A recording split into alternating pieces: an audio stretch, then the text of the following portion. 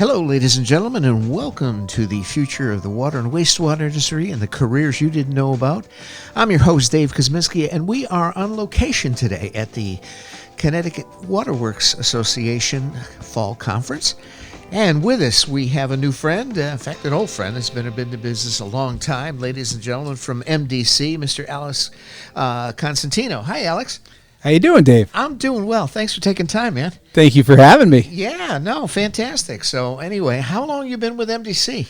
About 10 years now with MDC, and before that I was in private consulting for 15 years. Okay, so tell me a little bit about your day job. So currently I'm a senior project manager over at the district. Before that I was a construction manager, project manager, basically running capital improvements for the district. We do about $35 to $40 million on the water side and about the same amount on the wastewater side each year. So that's our capital program. Okay, fantastic. Now, are you at the main office? Are you at 505? No, actually, I'm at 231 Brainerd, which is our building across the street from the wastewater treatment plant. I started my career at the district there, and then I went out to our beautiful water treatment plant in West Hartford, our reservoir. Our West Hartford water treatment facilities, which is reservoirs 1 through 5 over there. So, I was there for about 3 or 4 years as well. Yeah, in fact, who just retired from there now? Well, Steve Pratt retired from the Reservoir 6 plant. Yeah, yes. But we've had a number of operators who have retired. Trevor probably. Trevor, right. Trevor, the one who recently retired. Yeah, he's been there a long time. Yes, wonderful guy. Yeah, diehard Mets fan. Big baseball fan. Yes, he is. Yes, he is. So tell me, how did you transition from consulting to the district? How did that come about? So, I was in. Had been doing consulting for 10 years and I don't know, I kind of job popped up and it looked very interesting. It was a construction manager position, which is construction's always been my passion. I've done everything, planning, design, but I'm drawn to the construction side of the industry. So that's position popped up. It's like, oh, this is great. So kind of applied for it, and then here we are 10 years later. Yeah, there you go. Time flies when you're having fun. That's excellent. So what big projects have you got going now with MDC?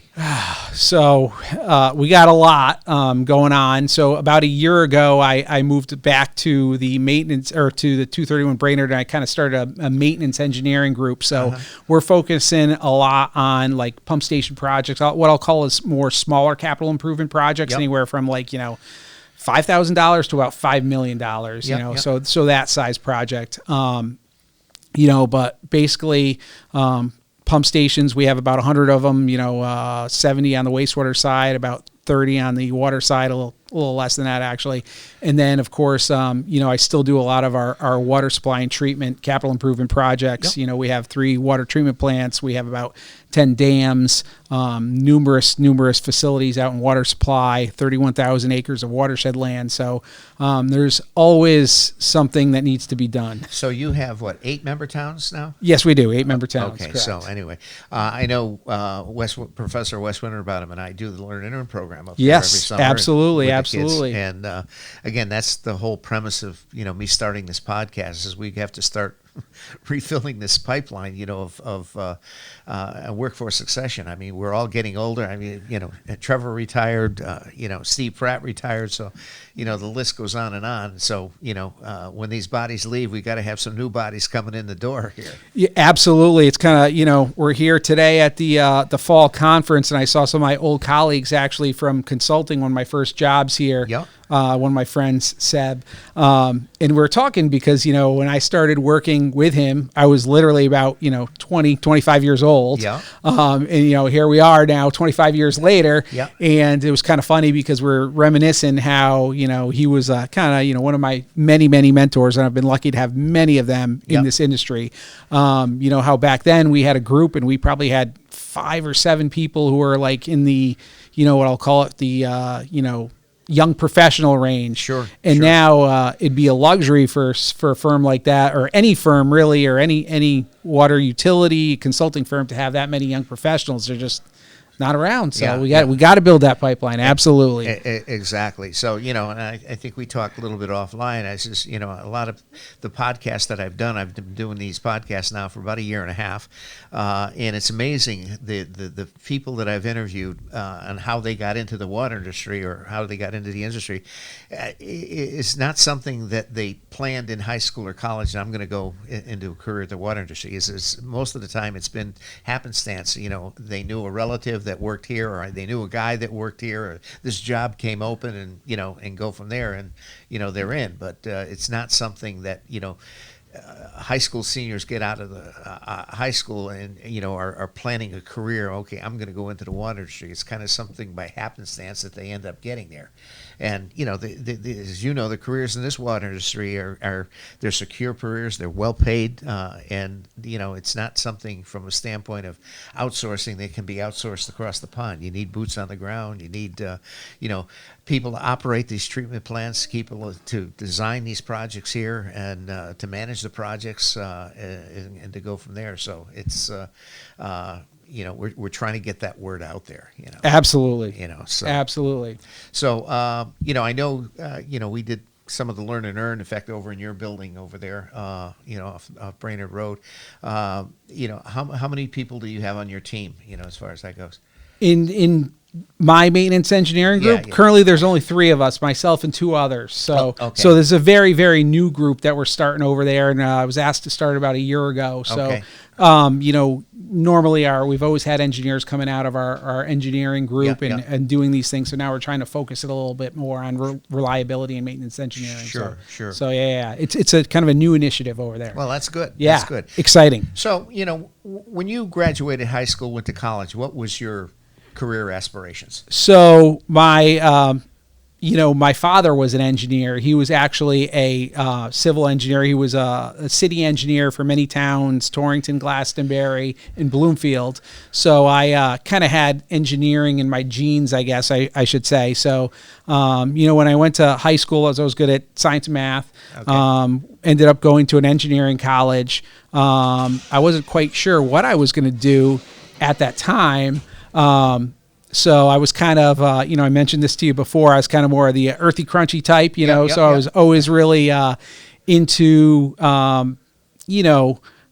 doing something that I thought could be, get me outside, I guess, a little bit, something good for the environment. So I was like, so I actually started studying environmental engineering. And I don't think I knew exactly what environmental engineering was at the time. Yep. And, this is back when I was in college, was in the mid 90s. So, I started doing things like, site remediation, bioremediation. I thought that was really, really cool. And we're cleaning the earth, cleaning the ground. And, so when I first got out of college, my first job actually in consulting was kind of doing more of that, I'll call it the environmental engineering, environmental science, like phase 1, phase 2s and stuff like that, and like cleaning up sites. And I was like, I don't know, I did that for a couple of years. And I was like, this is not what I want to do. And I started getting more into like the water side, the water supply, wastewater engineering, the kind of hard infrastructure, pump stations, treatment plants. And I really was drawn to that immediately. I really was like, this is awesome. That's great. So, I became what I call a water nerd, and I consider myself a water nerd. And I could talk for days and days and days about water stuff because I love it. Now, where did you graduate college? I went to Rensselaer Polytechnic Institute in Troy, New York. Okay. Yeah, there you go. I've got a couple of students that, in fact, just went up there last year and so forth. So nice. Giving an advice to a college senior or, a high school or a college freshman or a high school senior, what advice would you give to? So I'd say, it's tough, obviously, when you're, that age. I actually have a son who's a senior in college right now. He's my oldest. And, kids that age, I have another one who's a freshman in high school, and we constantly talk about like, where do you see yourself, and you don't want to put pressure on kids, but at the same time, you want them to think about their future. Exactly. And where do you see yourself? And, so when I talk about our industry and our careers, I always try to say that like, one, you're solving problems. 2, you can be depending on how you do it, you can be out in the field, you can be in a plant, right? You could be out in water supply, right? Yeah. And it's very, very interesting. I think, a lot of kids, depending on what they want, they get sucked into technology, into computers, behind the screen a lot, and do you see yourself being behind a screen and computer all the time? If you want that, you can get that in this, or, some people might want to be like, more using their hands. So Sure. you could become an operator, right? There's so many different options within our industry. And I think it allows, like, even if you get, environmental science or become an operator, engineering, there's so many different options. Sure. To either, like, do design if you want to be behind a computer, or like, if you don't, you don't have to be construction, like I got into, or or a operator, or a mechanic, Sure. Yeah.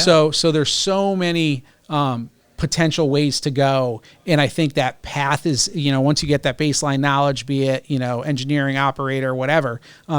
Once you get your foot in the door, there's so many different ways to go. So especially at the district. Absolutely, absolutely. We have a lot of options there with obviously every kind of facet in our industry. Yeah, exactly. I come from a small utility with Portland, and it's a different type atmosphere than at the district, because when you're dealing with a lot fewer resources, a lot fewer people, everybody has to wear all of the hats. Yes. So it's not like MDC. Okay, you have the engineer, you have operators, you have mechanics that do the vehicle maintenance, you have meter readers, you have whatever, customer service. In a small utility, you have to kind of basically be a jack of all. Absolutely. To go from there. But when we did the learn and earn, it was amazing. It was bringing the students around to the different, the departments, from engineering to operator to treatment to wastewater to clean water.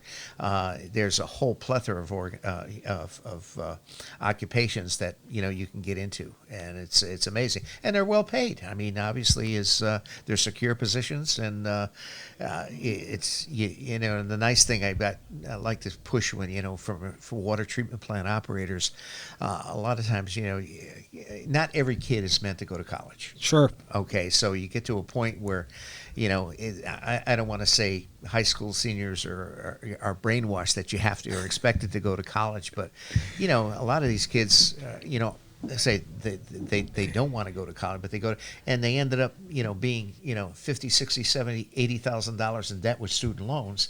Okay, and they can become a water operator. You don't have to get the student loan debt. Absolutely. As a parent myself, that's a conversation, I have with my kids. And as a person who has, as I mentioned, who's big on the construction side, I am a strong supporter of the trades, and working with a bunch of contractors. I have great relationships with all the contractors that Sure. I work with.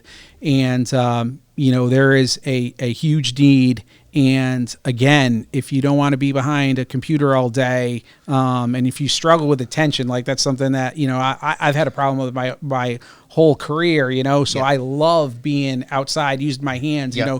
being on site, trying to solve problems, working with those guys. That's a great part and a great, option, if you don't want to go to college, hey, you can be doing dozens and dozens of different things, and, Sure. and they're very, very rewarding. Yeah, Very and, rewarding. And it's they always say variety is the spice of life. Absolutely. So I mean, you can do different things and different jobs, and you kind of cover it all. As far as that goes. So excellent. So going back to on the personal side, I know you're heavy into the music. So huge music fan. So I know you know a couple of my acquaintances. Yes, so yes. How did you get into the music? So I don't know. I was always, I never was good at instruments playing. I always say I'm a great listener is Yep. what I like to say. Not just music in life. I think I'm a good listener, but I love music from that standpoint. And, when I was in college going to an engineering school, it was, a lot of guys, I'll say it, we didn't have, there wasn't many women there. So, music was always one of my passions, and I started listening to music and, going to shows, and outside of outside of work, like I say, I'm a water nerd for sure. But I love music. I love sports. Those are my two kind of outside of work passions. And music's a big one. I've probably seen 1,000 different concerts. There's a handful of bands I've seen over 100 times. So yeah, I love music. So what was your first concert that you went to? Oh, like my first, I probably saw music as a kid with my parents, but I'll say probably the first concert that I truly remember was when in high school. It was probably 91.